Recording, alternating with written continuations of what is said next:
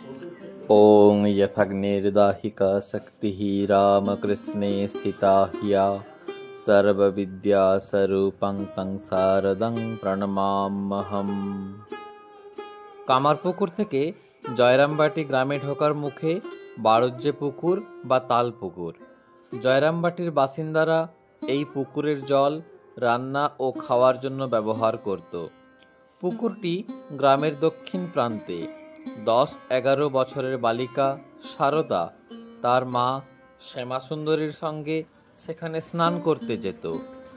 আমরা মনশ্চক্ষে দেখি 8 হাত রঙিন খসখসে তাঁতের শাড়ি কোমরে জড়িয়ে সারদা গরুর জন্য গলা জলে দাঁড়িয়ে দলঘাস কাস্তে দিয়ে কাটছে।